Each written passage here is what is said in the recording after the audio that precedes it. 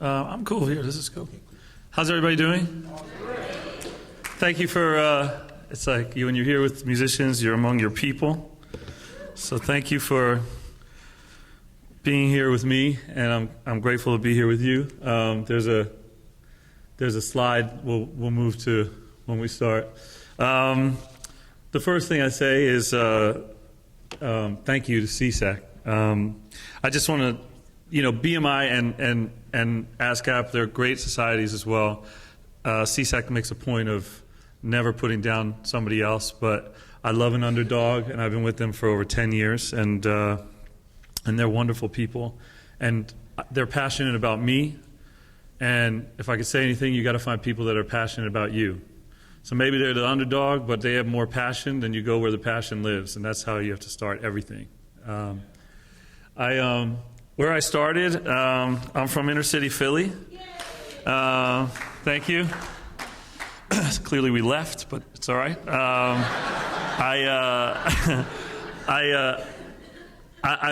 Putting this together, I'm sort of reflecting, and I will spare you the maudlin, but I grew up tough. It's a tough city to be from, and you learn how to take care of yourself. And I didn't come from a wealthy family by any means, and I was surrounded by inner city life, which was violence, drugs, distraction, being on the street pretty young. And I think that inside, music just saved me. And I'm sure to all of the people in here, no matter what you do in music is sort of your safe, that's your refuge of what you do and how you get by even now as an adult. The music business is a marathon. I always say this to people. I had no money.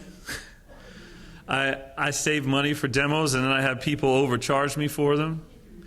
Familiar? Yeah. I dealt with every hustler you can imagine. I'm still dealing with them. It's the music business. They're a little better. Their game is a little more refined now. I lived in my car. Sounds so romantic now when I tell my wife about it, but it sucked. And the one thing that I had a realization, a story. I was living in San Francisco. I had driven my car after living in it across to the West Coast, and I rented a walk-in closet, which was all I could afford in a house of about 8 students in Bernal Heights, it was hood. It was real.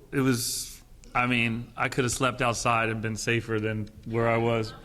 And the necessity breeds innovation it's like surviving. And they told me I had to have this $180 or I would be out. And I didn't know what to do. And I went to Fisherman's Wharf, and I thought I'm just going to do what I always done, which is I'm play songs I wrote for money, and I'll earn change. And I don't know if you know that area, but it's like people get married and they go on their honeymoon and they walk hand in hand, and it's romantic. I thought it's a sure thing.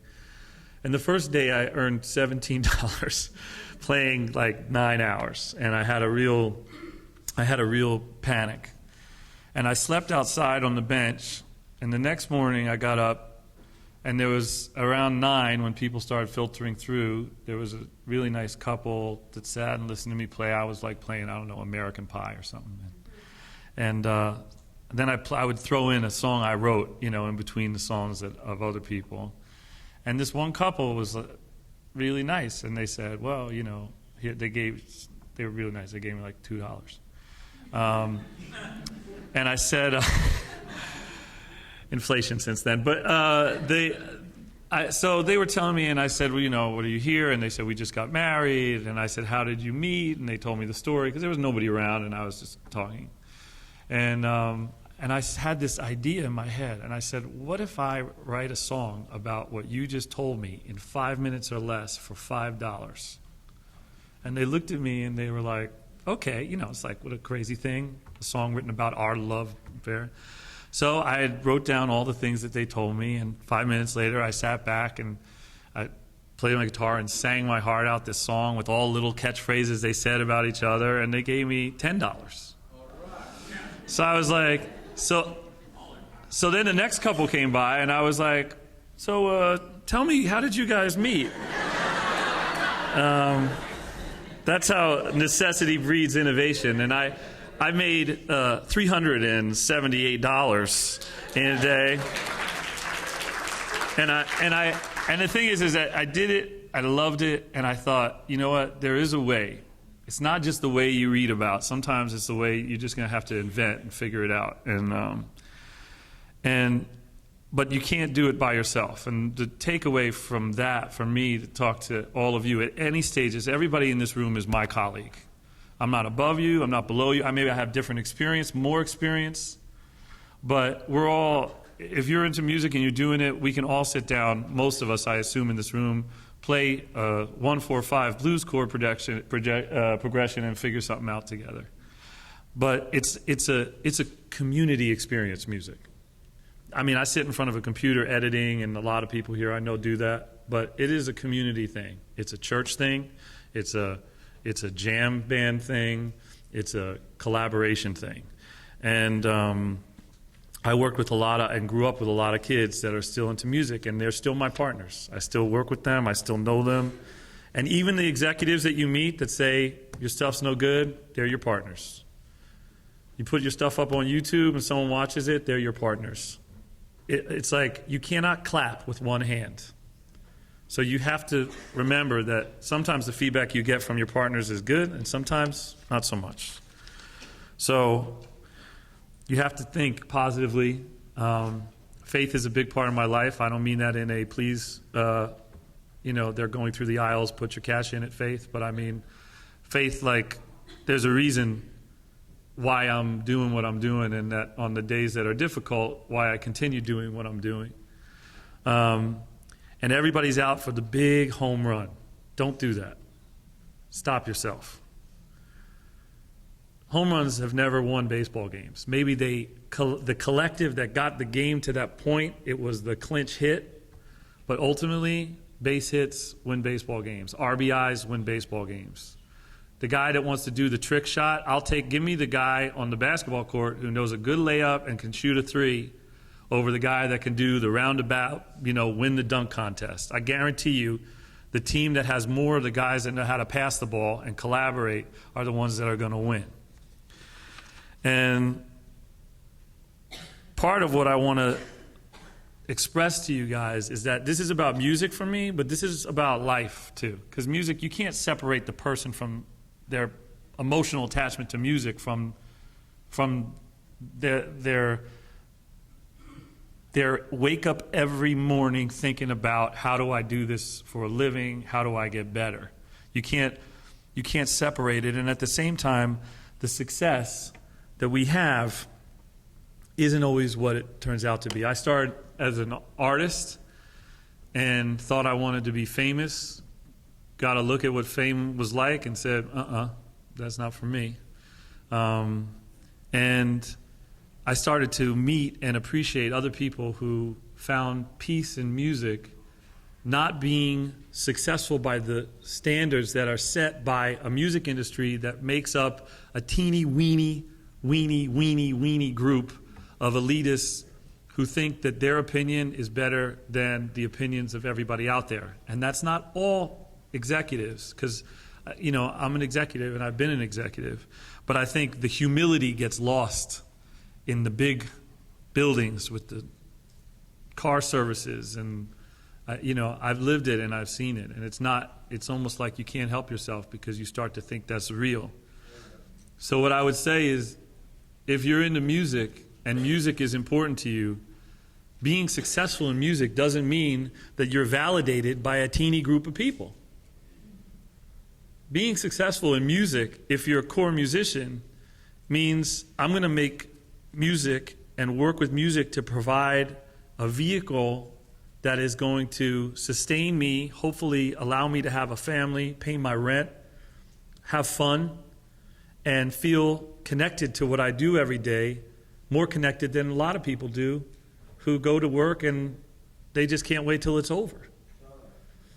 So if you can do music and be a music therapist or write jingles for commercials or karaoke or score a film or host an open mic night and get paid doing it and love it and still pursue the other things that matter to you. How do I do more in the music industry and try to get a leg up? That's a win. But how come we're all looking to get validated by a teeny group of people? And I was a victim to it. And when I say that, I don't mean they were victimizing me. It means that I got sucked in. And my first mentor was a Grammy-winning jazz saxophonist, Grover Washington Jr., who, and I'm from inner city Philly, and he was a really just beautiful person, and said to me, here's the secret. I'm like, okay. Success in the music business. You can imagine, I got no money. I'm playing on the street. I'm singing gospel choir. I'm writing songs. I'm trying to figure it out. And this is his big quote. Success in the music industry, Billy, is the ability to continue. And I'm like, great. What an inspiring thing. Thank you. I thought it was going to be like success is like when you got your jet waiting for you and then massaging your feet in the morning. But it's such a true thing. It's like the fact, if you can continue to do music to sustain yourself, you win. You got that, right? So I want to just talk a second about my biggest break, which is my family and my friend Scott, who I grew up with, who came to every gig, even when it was just me and him.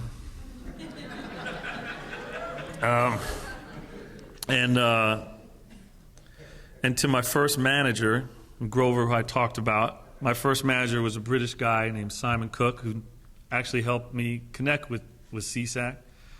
And he was not an experienced manager, but the guy believed in me, went to the wall for me, and eventually when it got to a place where our relationship sort of had maxed out, it was one of the hardest decisions I ever had to make, but it was the right decision for me, and it was the right decision for him. But I go back to that period of that belief, those people that believe in you, the core belief. You can't replace those people. I had Rick Wake was a big producer who signed me to a publishing deal. Let me say I'm very grateful and will always be grateful for the opportunities I got. I was smart enough to make it a jump off for the future of my career, but I have seen more fair contracts in certain countries that we have not been to. But it was fair enough that it put food on the table for me, and I'll always be grateful to him for it. And then I still struggled, and I was filing for bankruptcy with an accountant named Jeff Lubchansky, who was kind enough to try and help dig me out. And 2 weeks before bankruptcy, I got a performance royalty check for over $100,000. Now, by the way, I didn't know I had the hit. You guys, you have to stay on top of your songs. Register your songs. I'm going to say this probably 10 times today. Register your songs. As a publisher, I'm telling you to do it. As a songwriter, I'm telling you to do it.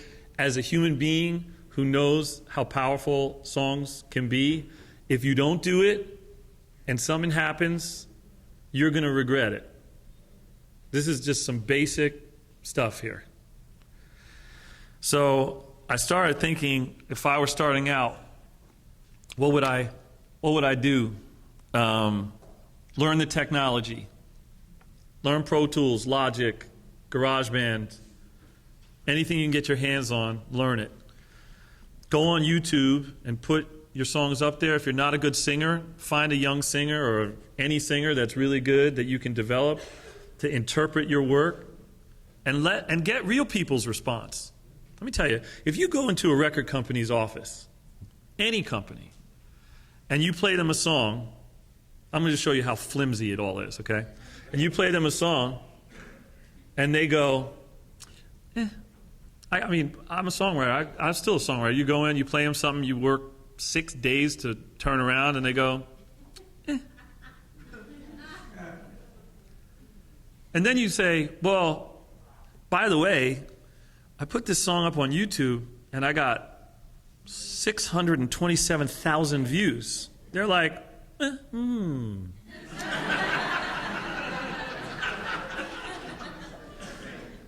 mean, that's how flimsy it is. And it's not their fault, because I think a lot of times they're right. I think there is a dark art to being able to curate and find music. But get online and get response from real people that'll help be a filter for you for when you have the moment where you need to play something for a decision maker. Help the decision maker make some decisions. You got to network. And you got to network in the least creepy way possible.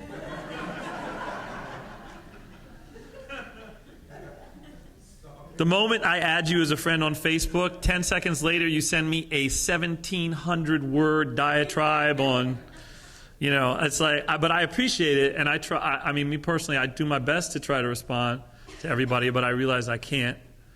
But there is a way, and we know the way. Sometimes you're just excited, you can't help yourself, and I've been there.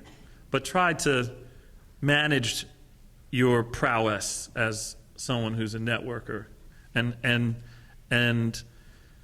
don't think that everything is up to one person. Don't give one person that kind of power. I put up here, it's funny, your enemies are your greatest teachers because everything in them makes you sick. And everything in them that makes you sick is that you see parts of yourself in those people. It's like I look in the music business and other songwriters and the way their game, and the way executives function and maneuver with one another, and the ones that really make me go, oof. It's not just that it makes me uncomfortable, it's that I see the potential in myself to unknowingly start adopting that kind of game, and I don't want that. So it's like a great way. So the people that you feel like, oof, those people turn me the wrong way, like make a note and say, okay, note to self, do not act like that. Or note to self, I see the potential in myself acting like that, and I don't want to do that. Don't put a glass ceiling above you or walls around you and dream big. I mean, you got to do that. Everybody in this room does that. Don't give up. But this thing is really important to me, which is invest in your life. If you can concurrently build your music and your musical experience and career and have a life too, you win. I have a beautiful wife and beautiful kids, and I love my life.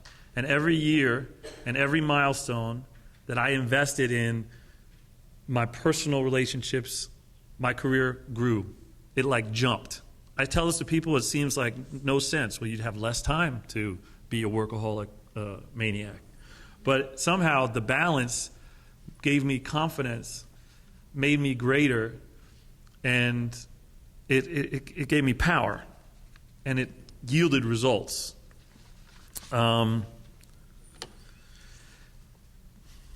Register all of your copyrights. Did I mention that? I did, right?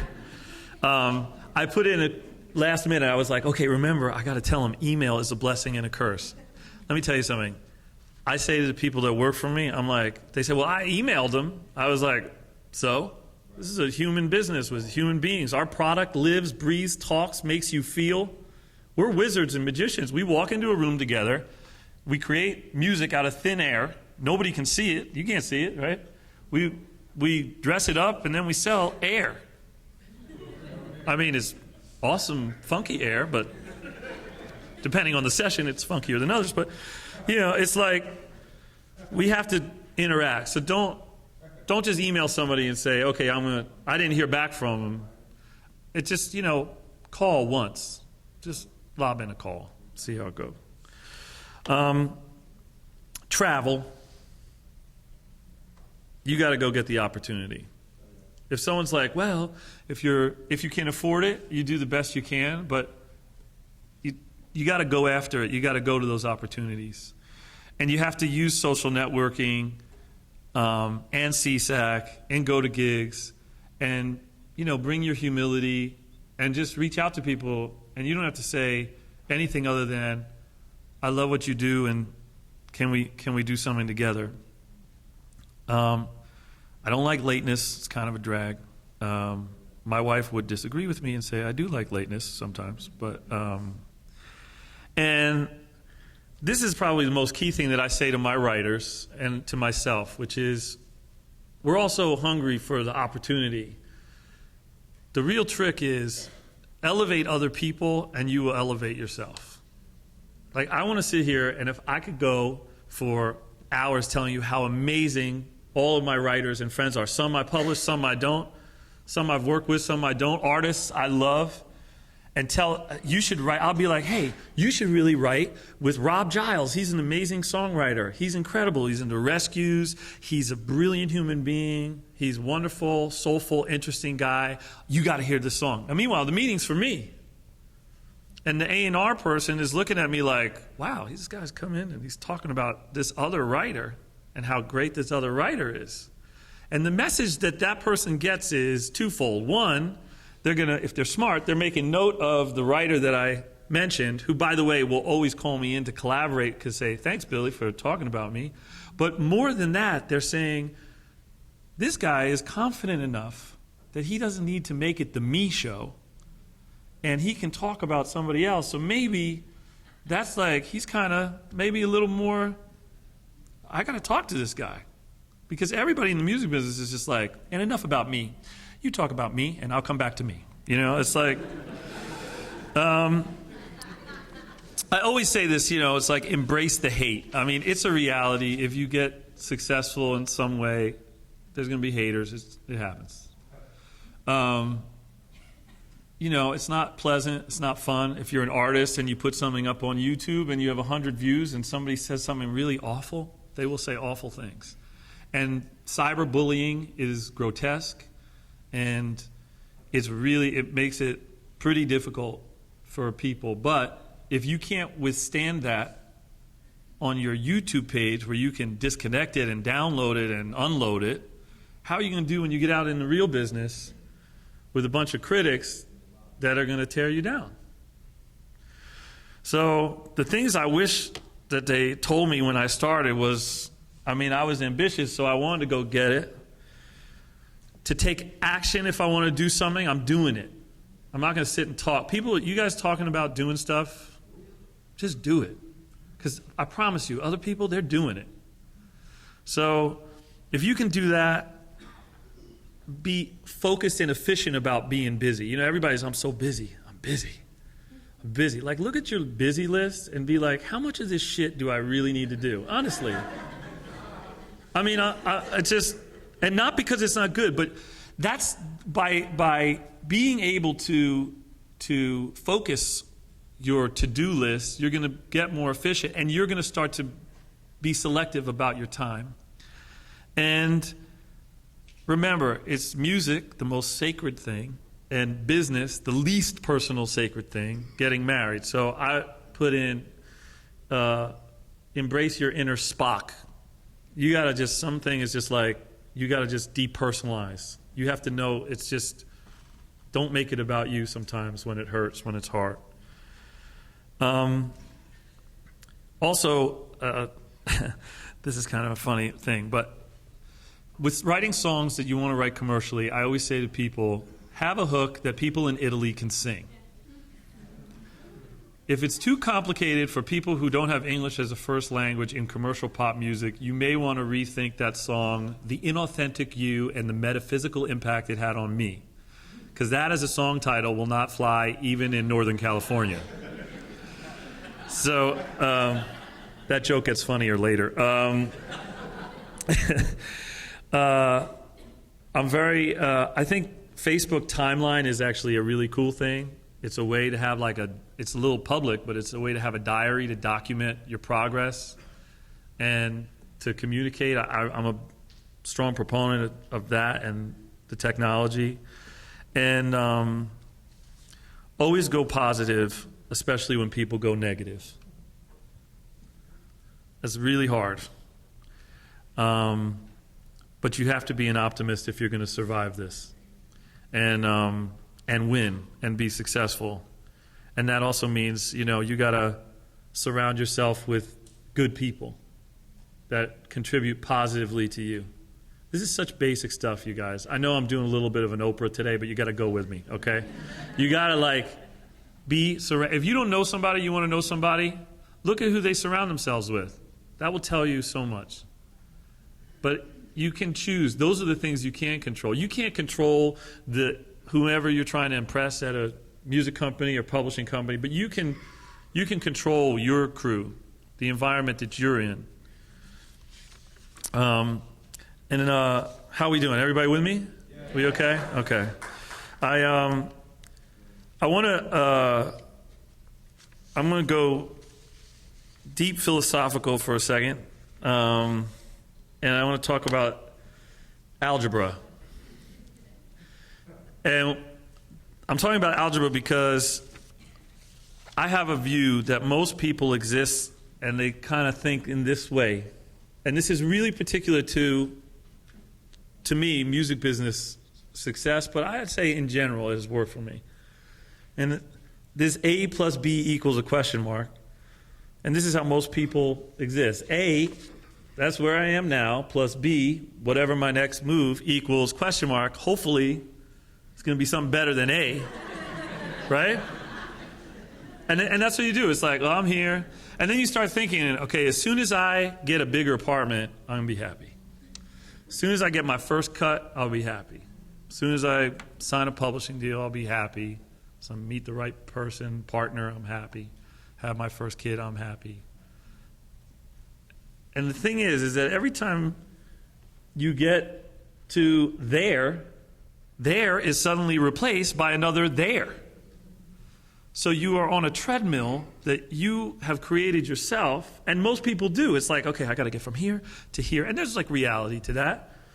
But I think we get obsessed in this culture we're in with, and it's not just material-wise, but I'm talking music business. As soon as I get that meeting, as soon as I get that cut, as soon as I get that number one or my first $1,000 or whatever it is, or can quit my job, then I'll be happy. And then you get there, and immediately you're like, what's my next there? And it's hard to sustain that. Now, this is my fulfillment version, which is A plus X equals predetermined outcome. My predetermined outcome today was that I was going to come and talk to you guys, speak from my heart, tell you the truth as I see it. Not everybody, it's just me. And you're going to walk out, whether you agree or disagree with me, feeling somebody was honest with me. They want me to win. I want you all to win, and win like rich, awesome life. And that's what I'm going to do when I leave here. That's my predetermined outcome. Then my responsibility is to figure out what X is, and that is always going to be a moving target for me. And that's worked for me. So it's not about what monument, the next hit, the next whatever. It's about what the direction my life is going into. And I know this doesn't seem like, why are we talking about this right now? But it's because this is what has made me successful in music. It's because I didn't chart my life when I figured it out towards pleasing all of these people whose jobs come and go, companies bought and sold, marketplace changing, technology changing. I wasn't hitching my wagon onto the validation of that. I was instead thinking, I want to be healthy. I want to have love in my life. I want music to drive my life forward. I want to roll with the punches. And it gets lost because we're all like, I want to be P. Diddy. I want to be this thing. And the other risk here, by the way, is that if you're driven by money and you're just like, I want to get paid, then you may wind up getting the money. But by the time you get there, then you're not going to have all the other really cool stuff. You'll be like, look at me and my money by myself. And it's like, if that's what it's about for you, and that's your true north, then that's cool. It's just, I think, I would say this to you, have it all.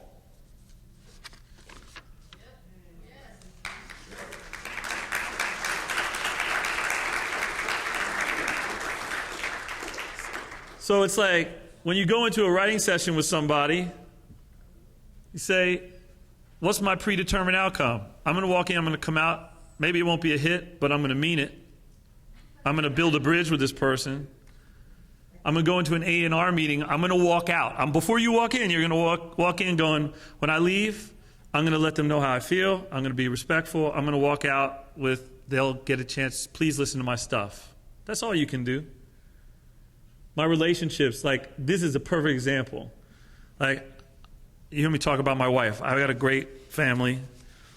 But the way it works in my house is, it's like A is where I am plus X equals happy marriage. That's important to me. That means I predetermine the fact that no matter what, I'm going to have a really great marriage. We're going to go through a lot of stuff together. But I established that's the outcome I want. And then X is my ass. Then it's my responsibility to do whatever it takes as her partner, much to her chagrin, that I'm going to make it so that the outcome is always that we keep it together and we're happy. And I try to apply that to everything else I'm doing. And when I started doing that, things started working for me. So now I'm going to tell you some true business stories.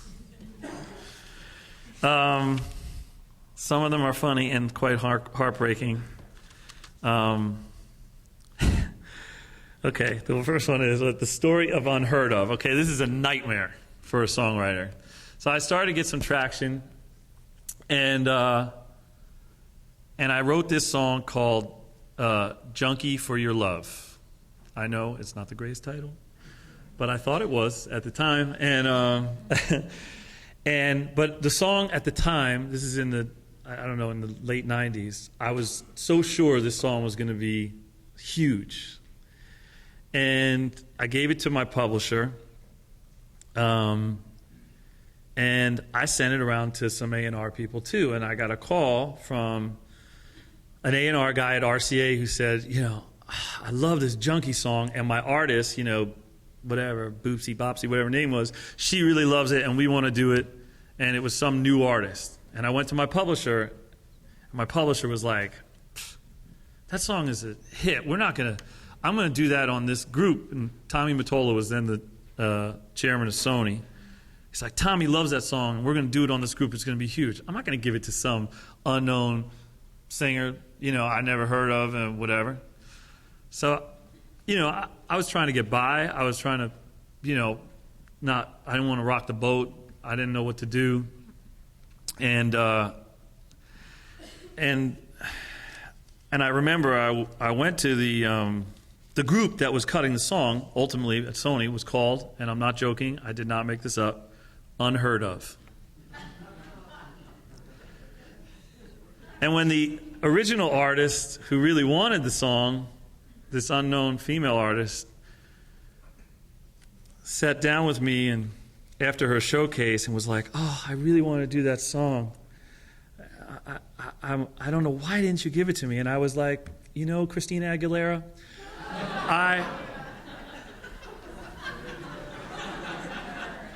True story. And the song went nowhere. So that happens, by the way. Hurts a little bit still, but and then another thing that happened to me was I had written a song with a very well-known artist who I won't name, that I was very close with personally, a really good friend, knew me, knew my family, and we wrote a magnificent ballad together, and I recorded a vocal for her in the studio, and it was a very emotional thing. It had a lot to do with a real trauma in her life at the time. This is an artist that sold over 10 million records, and it was like one of those deep, those deep intimate moments where you're creating something and you're just like, this is not about me. This ain't me. I'm not here. It's like someone else is in the room and we're just getting out of the way kind of experience. And her manager and the label was like, this is the greatest song. And I had been friends with these people for years. I said, Billy, can send us the Pro Tools and, because we want to get it on into record. And so I'm a very trusting guy, so I sent it off. And next thing I know, a big producer who I worshiped took my Pro Tools, lifted it up, plopped it down into his Pro Tools, retracked the exact same bass, my exact same piano parts, kept the string part, kept the vocals, kept all the stuff. The artist is like my dear friend, and then put it out with no credit to me. And I was like, what? Anyway, and then I had to go and fight for it, which, by the way, right is right. Fight when it's right. Choose your battles, but when it's like I'm going to go to the mattresses for it, you go. A year later, the same A&R guy calls me on the phone, lovely British guy. Billy, we'd like you to work on the greatest hits for whoever the artist is. And my wife was pregnant at the time. I was like, well, no. And he was like, I'm sorry, are you joking? And I was like, no. He's like, do you know how much money you could make a greatest hits for this artist? And I was like, and I said this, and by the way, your wife is pregnant. She's in the other room. You just get your own first place that you buy together. And I'm like, some things are just not about the money. And I hung up the phone. Then I freaked out.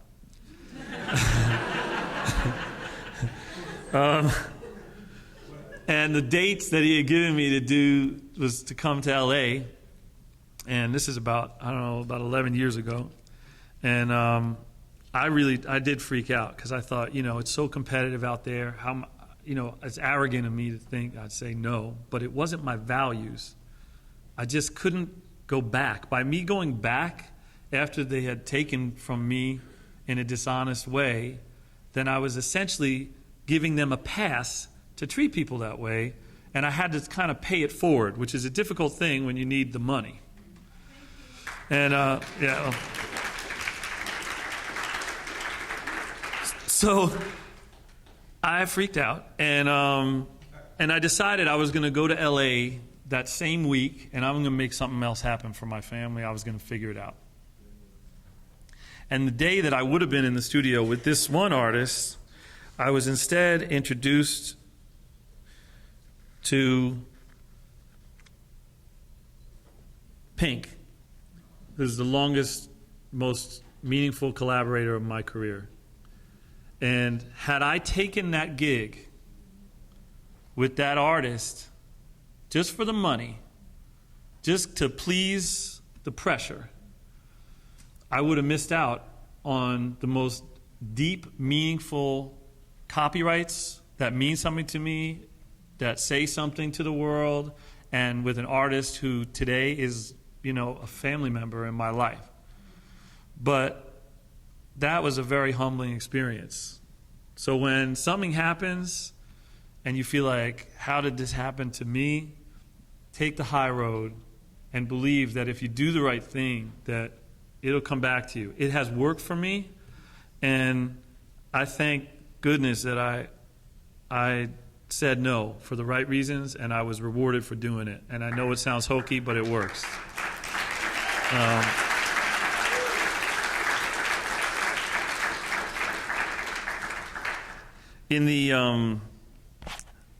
The other thing I say is, I was going to tell a story about my old publisher, Sony ATV.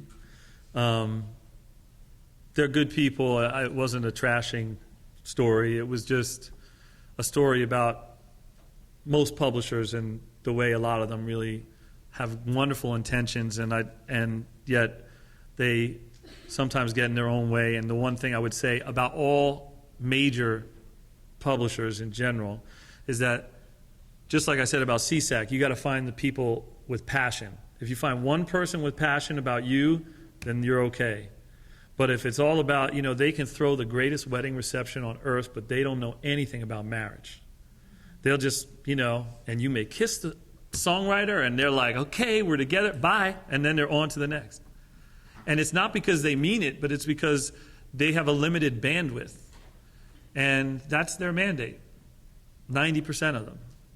But within those companies, you got to find those wonderful people that really are passionate about you.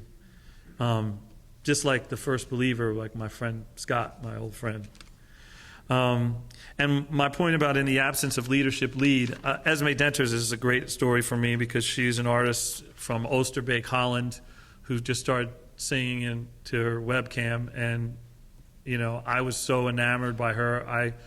In my Go Get It opportunities, I flew to Holland, signed her, and got her on Oprah and the cover of Billboard. And she, to this day, is one of the biggest YouTube stories. And the moment we entered into, and Justin Timberlake was my partner on the deal and did a lot of work towards it, but once we got into the major label thing, it's like we all forgot about how it started, which was the platform of the people.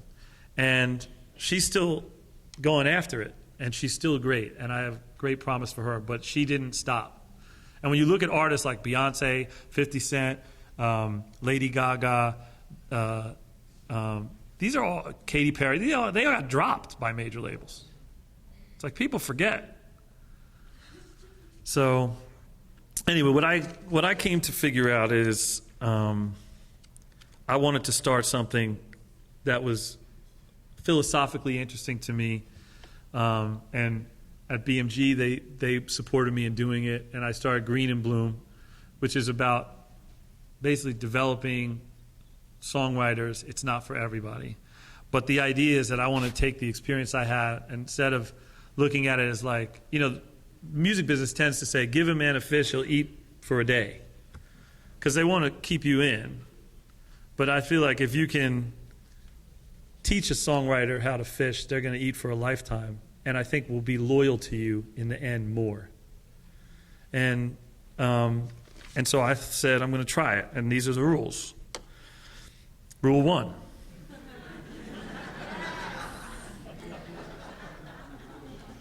It is what it is. You ask any of my writers, they'll tell you.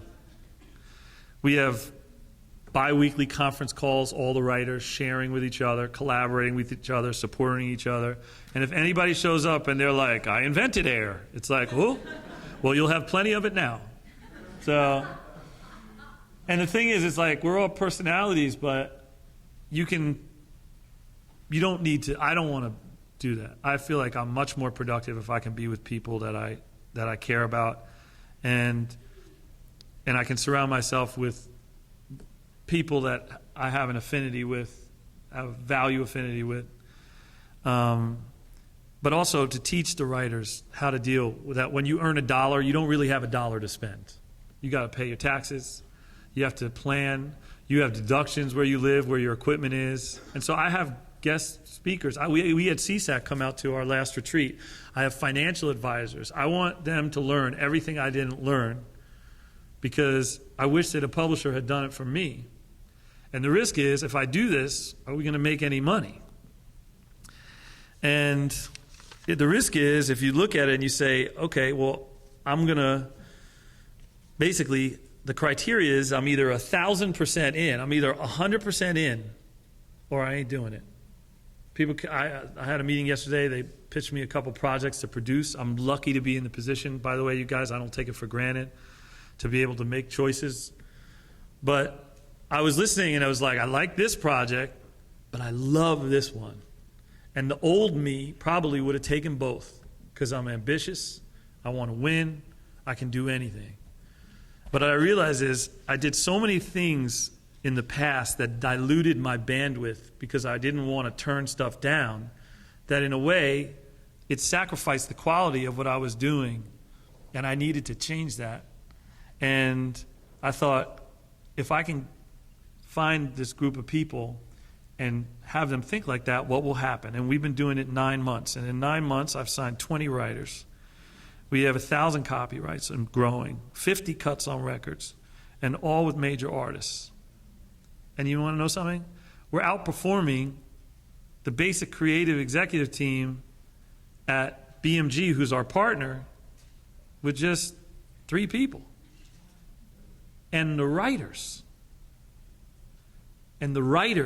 who are contributing and hustling and working and supporting each other. And like, I'm telling you about it because I need to say it out loud so it feels more real to me. But it's incredible. And so what is it? It's a family environment. I want to treat people with respect. I don't want to just make it about the wedding reception. It's about long term. I want to put love in the work. I want high quality. I mean, look. Yeah, technology is tough. Of course it is. It's horrible and tough in some ways, and in other ways it's opportunity. But quality matters. 20 plus million Adele records is quality. It's not like all of a sudden it's like one record of quality. I mean, maybe it is. Maybe it is the only record of quality that's been made in the past. But there are people out there that will buy music of quality. It doesn't mean that we don't have to change, but we have to focus on high quality. And you know when your quality isn't high.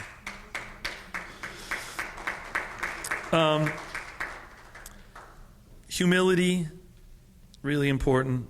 Hits, really important. Fun, incredibly important. But eat what you kill is the ultimate equalizer for me when I want to do a deal with a writer. Because I'm saying, look, let's do an admin deal. I'm going to tell you the terms, right? We're going to be wide open. Here's our administrative percentage, which gives you the maximum amount of ownership. That's all we take, unless we get you cuts on records. Unless we get your song in a movie that makes a lot of money. If we do that, then we'll increase our participation. That, as someone who's a songwriter, if someone had said that to me, I'll be like, yeah, I'll take that deal. Instead, what happens is you do a deal, you give them co-ownership, and then they just go, well, I got your contract right here. I'll see you next year.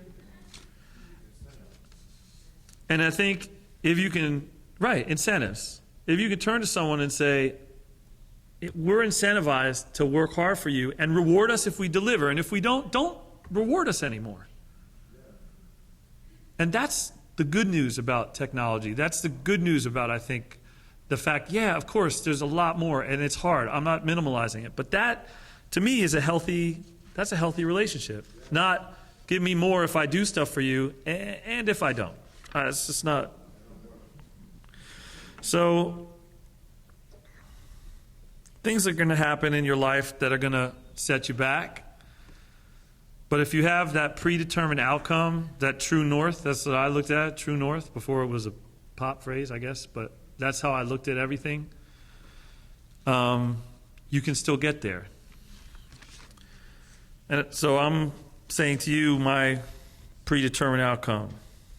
And I wrote this list more than a decade ago. So I want to be a family person. I want to have children. I want music in my life. I want to grow and evolve constantly. I want to travel. I want to learn. I want to be surrounded by people who value me, who I value. All these things, this like Stuart Smalley list, which I like to call it. It's like, and then when things happen to me, I have to take in the fact that they are tailor-made experiences for me that I may not understand at the time, but like I have to take it in. And I got to listen to what's inside of me. And I will tell you openly, because I promised I would tell you the truth. And this is personal, and I know everybody's got their smartphones and whatever, but it stays here. I lost a wife to cancer very young. I have lost family members to cancer. I've had no money. I signed a bad contract. I lost a child. I was escorted by security officers out of a major label office building once. Good for you.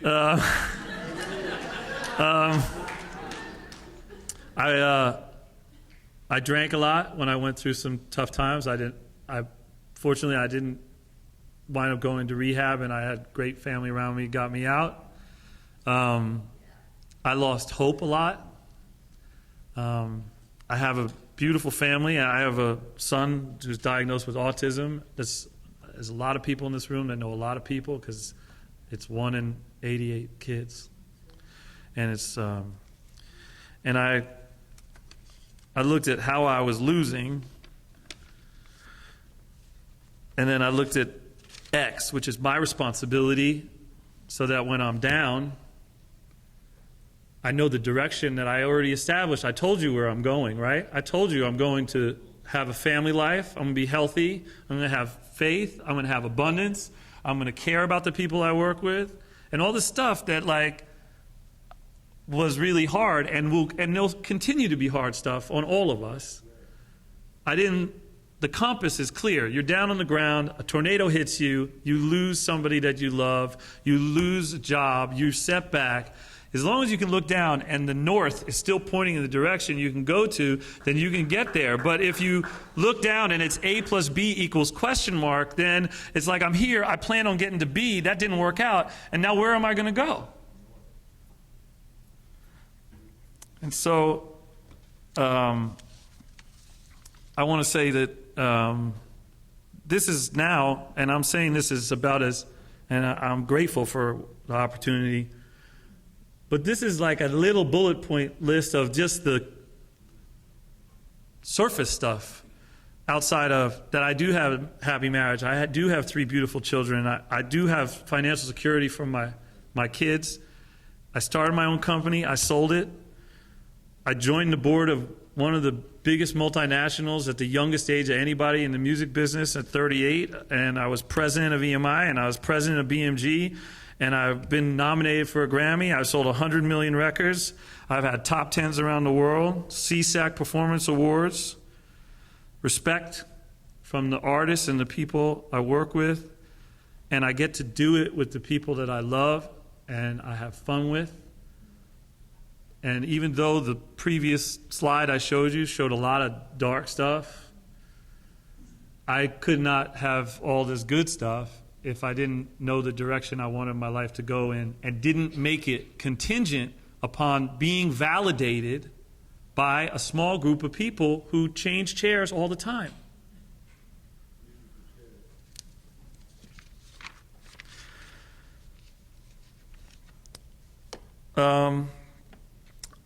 My greatest accomplishment really is what happened with my family and my son, who was diagnosed with autism. It's not a CSAC theme for today, but it's a theme in my life. It's a very humbling experience when your son can't tell you what he's feeling, what's hurting him, and at the same time, you're a driven, ambitious guy who's managed to climb Mount Everest on roller skates. That is the music business. And then you look at your kid and you think, what am I going to do? And so I went to work. And I started doing everything I could to get any opportunity I could. And then I started thinking, if it was me in Philadelphia, where I grew up, was a single mom, worked 2 jobs, no benefits, I'd be probably in an institution if I had been diagnosed with autism at that age. And also think of how many, it's an 80% bankruptcy rate and an 80% plus divorce rate for families.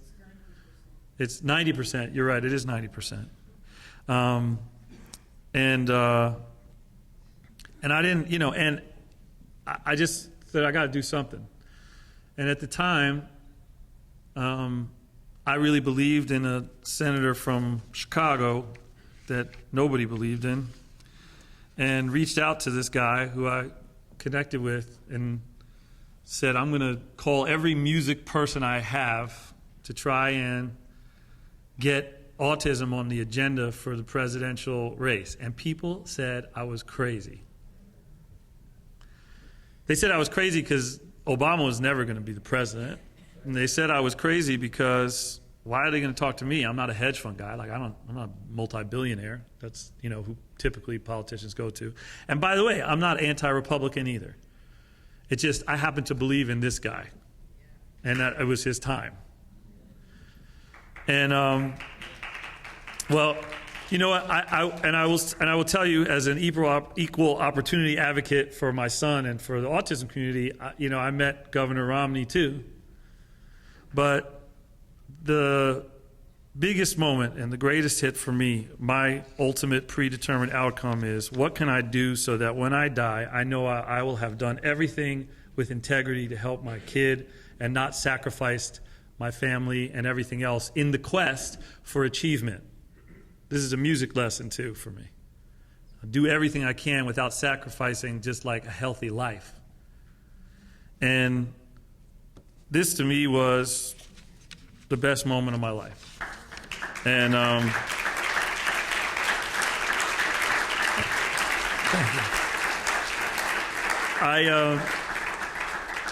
and it's funny because my son is out. This is kind of a funny thing, but my son is he's a beautiful kid, but for him to stand still is really hard.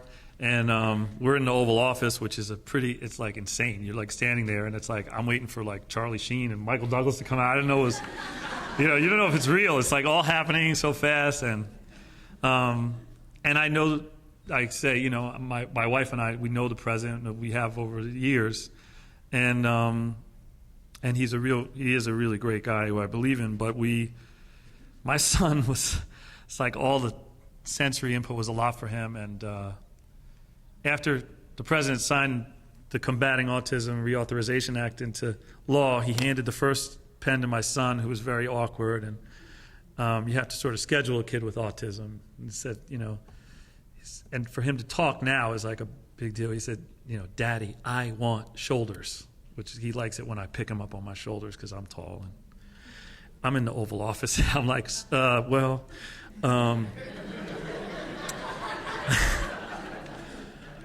I'm like, so I said to him, Jasper, my son said, Jasper, first president, then shoulders, then McDonald's. This is like, I got to like schedule him out, say this is how it works.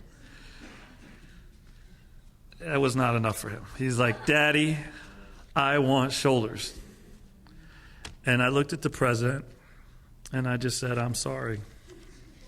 And I put my kid up on my shoulders in the Oval Office. And and I walked out,